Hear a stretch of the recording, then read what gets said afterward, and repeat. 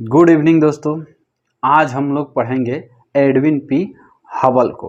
हम इससे पहले पढ़ चुके हैं जियोसेंट्रिक थ्योरी, फिर हेलियोसेंट्रिक थ्योरी, फिर कॉपलर के बारे में और फिर विलियम हर्शल के बारे में। थोड़े देर में हम इन सभी थ्योरियों को क्या करते हैं, रिवीजन करा देते हैं आपको। तो हमने पढ़ा था जियोसेंट्रिक थ्योरी। जियोसेंट्रिक थ्योरी में हमने बताया था कि पृथ्वी ब्रह्मांड के केंद्र में है और समस्त खगोलीय पिंड उसका परिक्रमा कर रहे हैं, अर्थात चक्कर लगा रहे हैं। ये किसने कहा था? तो 140 बीसी में टॉलमी ने कहा था। लेकिन इसी को चैलेंज किया कौन?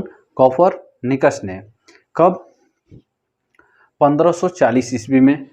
और इन्होंने कहा कि पृथ्वी नहीं, सूर्य ब्रह्मांड के केंद्र में है और समस्त खगोलीय पिंड सूर्य की परिक्रमा कर रहे हैं। इस थ्योरी का क्या नाम था? Heliocentric theory.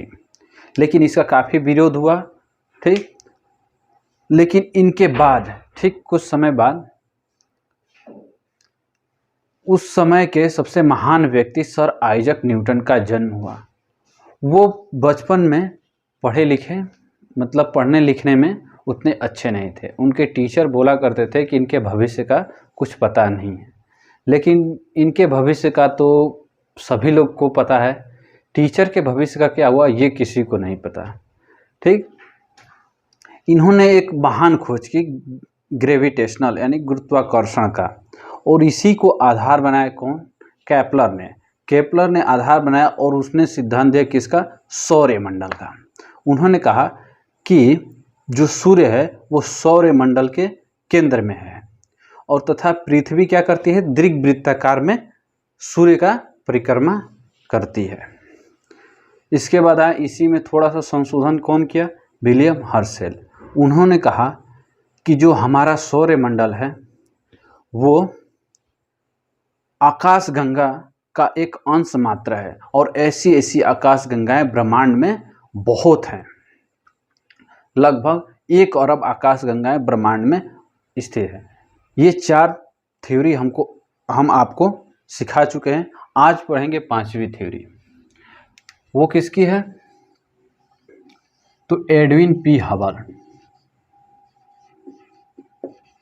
Edwin P Hubble.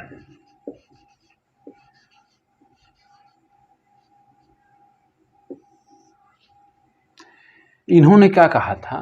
तो इन्होंने कहा था कि ब्रह्मांड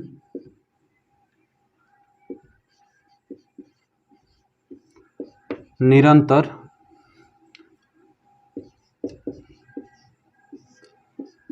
विस्तार कर रहा है, या कह सकते हैं कि ब्रह्मांड का निरंतर विस्तार हो रहा है। इन्होंने बताया कि जो हमारा ब्रह्मांड है वो फैल रहा है, यानी कि वो बड़ा हो रहा है, वो विस्तार हो रहा है, उसका कोई अंत नहीं है, ठीक। लेकिन इन्होंने कुछ तो आधार रखा होगा, किसी तरह तो सिद्ध किया होगा। तो इन्होंने आधार रखा किस चीज़ का? तो आधार रखा इन्होंने डॉपलर इफेक्ट। किसका? तो डॉपलर इफेक्ट का।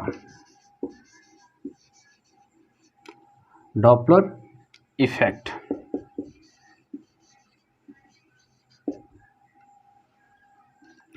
या हम कह सकते हैं कि इन्होंने एक क्या आधार रखा? रेड शिफ्ट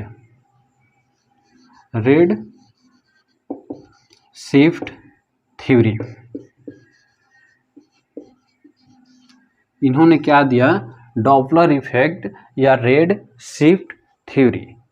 तो आखिर में डॉपलर इफेक्ट क्या होता है, इसको जानने के लिए हमको थोड़ा बहुत जानना पड़ेगा फिजिक्स के बारे में। फिजिक्स में 2 शब्द हैं, उसको जानना आवश्यक है। पहला क्या? तो स्पेक्ट्रम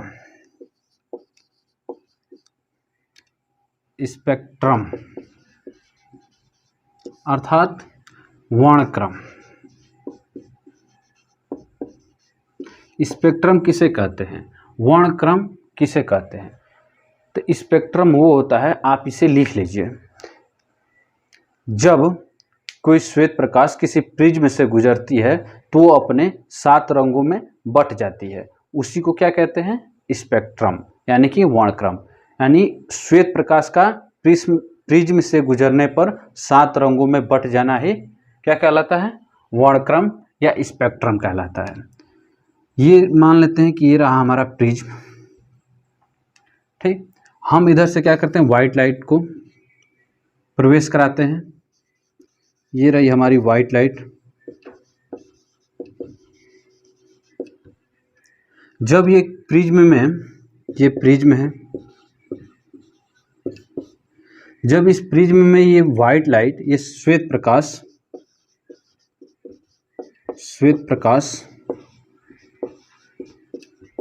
प्रवेश करेगी तो ये 7 रंगों में बढ़ जाएगी। 1 2 3 4 5 6 7, ये 7 रंगों में बढ़ जाएगी। इस 7 रंग कौन कौन से होंगे?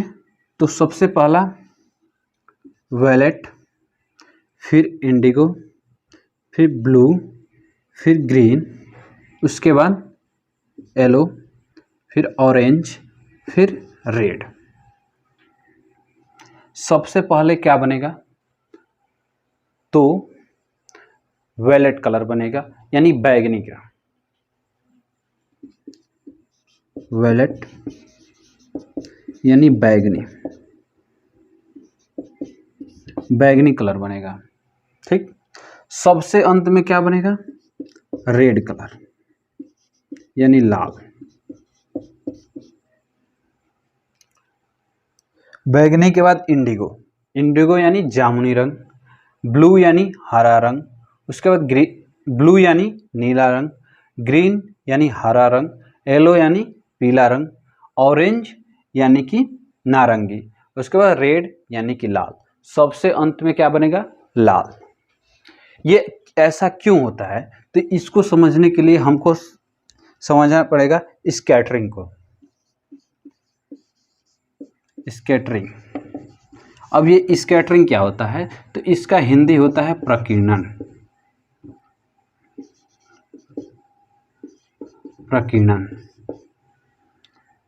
प्रकीर्णन किसे कहते हैं? तो प्रकाश के मार्ग में पड़ने वाले कण से टकराकर उसका विचलित हो जाना ही प्रकीर्णन कहलाता है।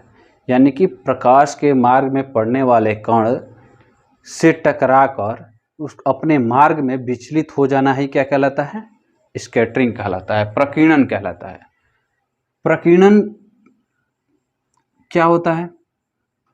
तो स्कैटरिंग व्युत्क्रमानुपाती होता है। किसके? तो वेवलेंथ के।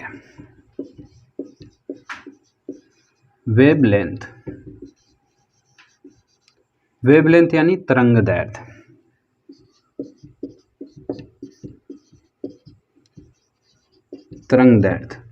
स्कैटरिंग यानी प्रकीर्णन।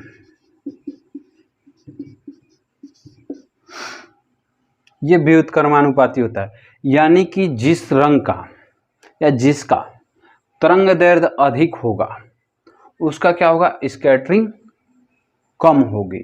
यानी कि वेवलेंथ बढ़ने पर स्कैटरिंग घट जाएगी। यदि स्कैटरिंग बढ़ रही है तो तरंगदैर्ध्य घट जाएगी। अब आते हैं इस पे, नीचे से ऊपर जाने पर जो वेवलेंथ होता है ये क्या होता है? बढ़ जाता है। नीचे से ऊपर जाने पर वेवलेंथ बढ़ जाता है, यानी कि वैलेट कलर का वेवलेंथ क्या होता है? कम, और उसके बाद से लाल रंग का ज्यादा। अर्थात स्कैटरिंग इसका सबसे ज्यादा विचलन होगा। ठीक, इसका सबसे कम विचलन होगा और तरंगदैर्ध्य इसका दूर होगा। यानी कि जो हमारा लाल रंग होगा वो दूर से ही दिखाई देगा, जबकि जो बैगनी रंग होगा वो दूर से नहीं दिखाई देगा। मैं आशा करता हूं कि आप ये 2 चीज़ें सीख गए होंगे। यदि आप ये सीख गए होंगे तो आपको डॉपलर इफेक्ट समझने में बहुत आसानी होगी। समझिए कि वो आप सीख गए हैं। चलिए, तो इसे हम इरेज करते हैं और आपको डॉपलर इफेक्ट बताते हैं।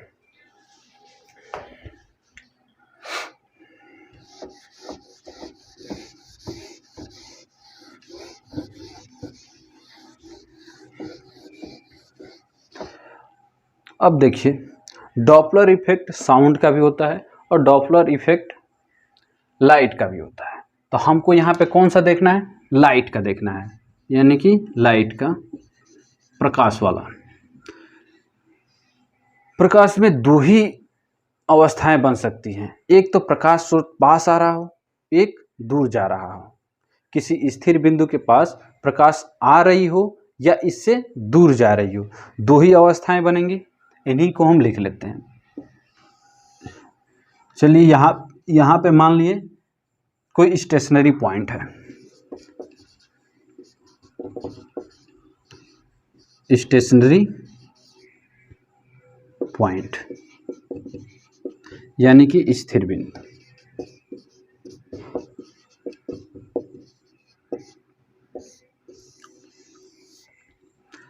ये मान लीजिए दूर जा रही है, किससे? लाइट सोर्स से,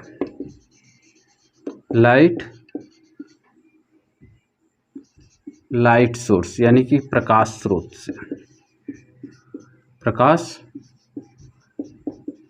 प्रकाश स्रोत।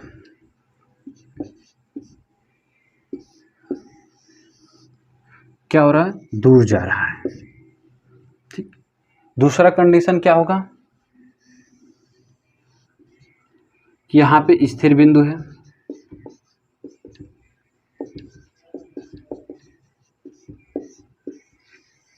ये क्या कर रहा है? पास आ रहा है, किसके? प्रकाश स्रोत के।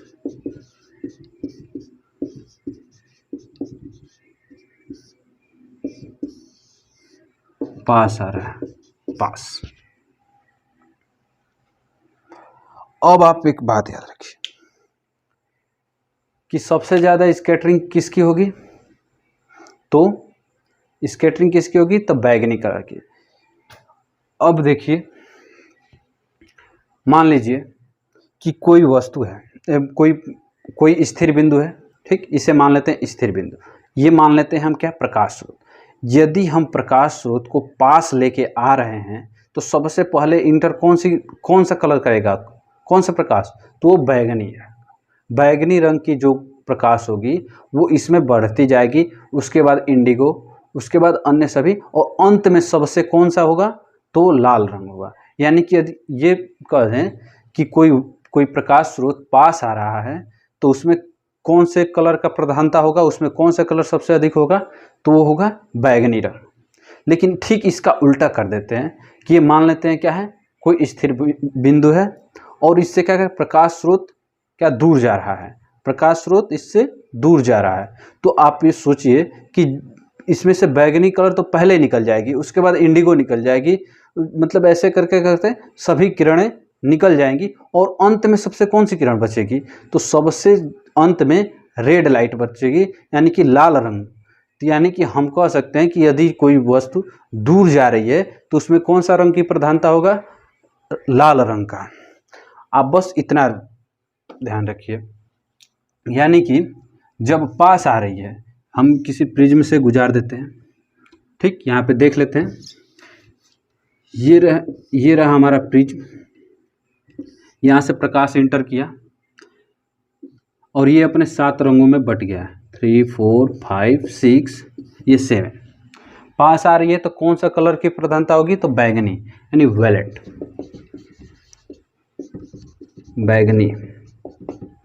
बैगनी रंग इस प्रिज्म में ज़्यादा होगा। यदि दूर जा रहा है तब क्या होगा?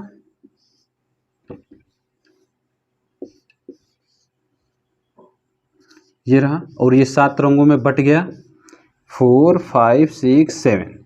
तो इसमें कौन से कलर की प्रधानता होगी? तो रेड कलर की। इतना आपको समझ में आ गया? तो बस आप समझिए कि एडविन पी हबल ने क्या किया था, इसी को आधार बनाया और उन्होंने क्या कहा? स्थिर जो बिंदु है इसी को उन्होंने क्या अर्थ माना। अर्थ यानी क्या? पृथ्वी। और इसे क्या मान लिया? स्टार, यानी तारा। उन्होंने पृथ्वी को एक स्थिर बिंदु माना और एक तारे का प्रकाश का अध्ययन किया और उन्होंने देखा कि उस तारे का, उस प्रिज्म में सबसे ज़्यादा किस रंग का प्रधानता थी, तो वो थी लाल रंग की।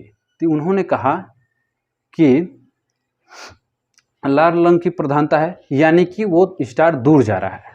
तो उन्होंने ऐसे ही दूसरा स्टार लिया, उसमें भी लाल रंग ही मिला। तो उन्होंने कहा कि दूसरा स्टार भी क्या कर रहा है, दूर जा रहा है। ऐसे करके करके 10-15 स्टार का उन्होंने अध्ययन किया और इस तरह से उन्होंने कह दिया कि ब्रह्मांड का निरंतर विस्तार हो रहा है। यही है आपका एडविन पी हबल का डॉपलर इफेक्ट या रेड शिफ्ट थ्योरी। अब आपको मैं आशा करता हूं कि इतना समझ में आ गया होगा। अब हम आगे देख लेते हैं प्लस्टिंग थ्योरी या दोलन सिद्धांत। अब देख लेते हैं प्लस्टिंग थ्योरी।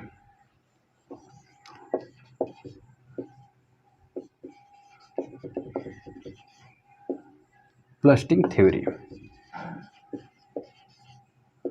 या दोलन सिद्धांत।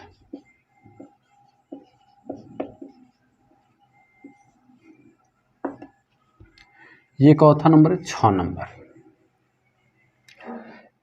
ये किसने दिया था, तो एलन संडेज। यह एलन संडेज द्वारा दिया गया।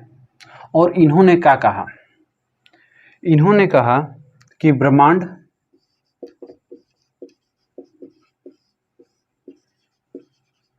चक्रीय क्रम में बनेगा और नष्ट होगा। इन्होंने यही कहा कि ब्रह्मांड चक्रीय क्रम में बनेगा और नष्ट होगा। यदि हम वर्तमान की बात करें तो वर्तमान में क्या हो रहा है, तो वर्तमान में दो आकाशगंगाओं के बीच की दूरी बढ़ रही है। वर्तमान में दो आकाशगंगा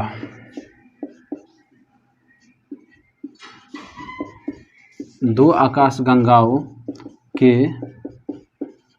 बीच की दूरी बढ़ रही है, जिससे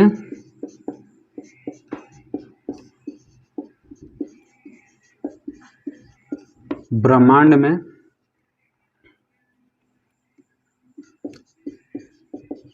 निरंतर विस्तार हो।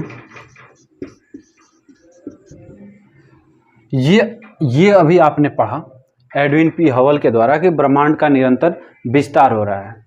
ठीक, इन्होंने यही कहा कि ब्रह्मांड जो होगा चक्रीय क्रम में बनेगा और नष्ट होगा। इन्होंने क्या कहा कि वर्तमान में जो आकाशगंगाओं के बीच की दूरी क्या हो रही है, वो बढ़ रही है, और अर्थात इससे ये निष्कर्ष निकलता है कि ब्रह्मांड का निरंतर विस्तार हो रहा है। लेकिन फिर इन्होंने यही कहा कि चक्रीय क्रम में कैसे होगा, तो इन्होंने ये कहा कि 160 करोड़ वर्ष तक, इन्होंने कहा कि 460 करोड़ वर्ष तक 460 करोड़ वर्ष तक विस्तार होगा। उसके बाद विस्तार होगा और उसके बाद गुरुत्वाकर्षण के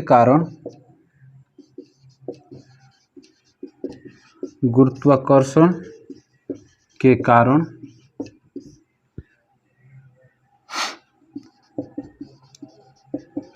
ब्रह्मांड का विस्तार रुक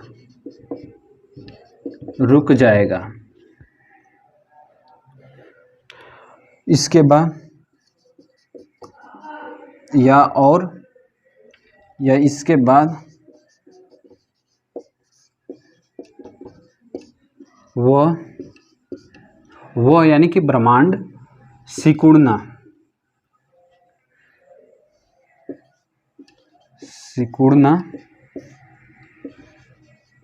शुरू करेगा। सिकुड़ना शुरू करेगा और इसी को इन्होंने क्या कहा? Super crunch. Super crunch.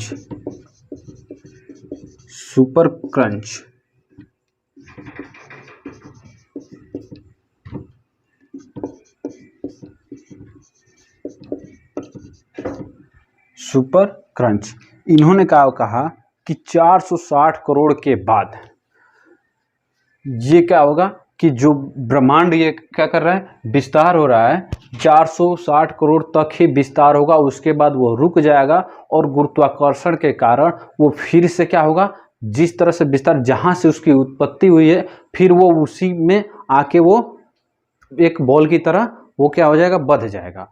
और जब वो जुड़ जाएगा तो उसी को उन्होंने क्या कहा? Super crunch. सुपर क्रंच क्या होगा कि वो जहाँ से शुरू हुआ है वहीं पे आके वो फिर क्या हो जाएगा? जुड़ जाएगा। उसी को उन्होंने सुपर क्रंच कहा। अब फिर जुड़ जाएगा तो उसका द्रव्यमान बढ़ेगा, जिससे उसकी डेंसिटी बढ़ेगी, और डेंसिटी जब हाई होती है तो विस्फोट होता है, फिर विस्फोट होगा, फिर ब्रह्मांड फैलेगा, फिर क्या करेगा कि 460 करोड़ के बाद फिर उसका क्या होगा कि वो फिर से गुरुत्वाकर्षण के कारण जुड़ना शुरू करेगा। मतलब ऐसे ही करके वो चक्रीय क्रम में चलता रहेगा। ये किसने कहा था? Alan Sandwich. तो हम उम्मीद करते हैं कि आपको ये दो थ्योरी जो आपको समझ में आई होगी और हम आपको सिखाने में कामयाब हुए होंगे। अब आगे पढ़ेंगे बिग बैंग थ्योरी। आज का क्वेश्चन हम आपको एक दे देते हैं।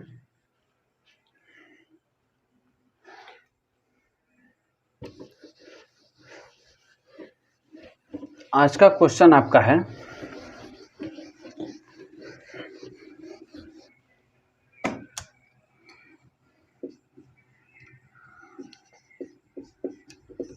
किस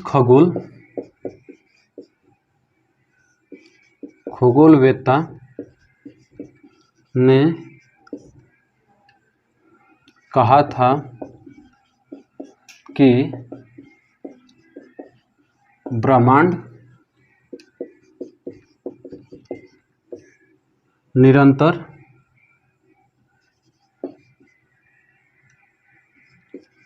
फैल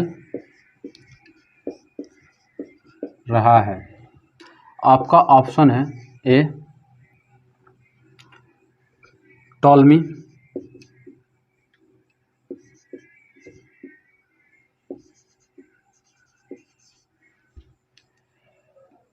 बी हर्शेल,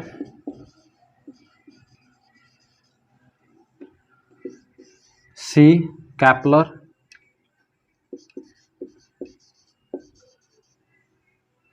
आपका डी ऑप्शन है एडविन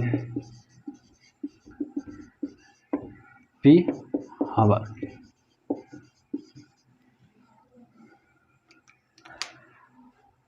आप इस प्रश्न का उत्तर कमेंट करिए और हम आशा करते हैं कि आप अच्छे तरह से पढ़ रहे होंगे और आपको अच्छे तरह से समझ में आ रहा हो। यदि किसी भी प्रश्न का कोई भी डाउट हो, कोई भी चीज़ नहीं समझ में आ रहा है, आप उसे कमेंट कर दीजिए। हम आपको संडे के दिन इसी तरह इस बोर्ड पे आके उसको अच्छे से आपको एक्सप्लेन करेंगे। वीडियो देखने के लिए थैंक यू। मिलते हैं आपसे अगली वीडियो में।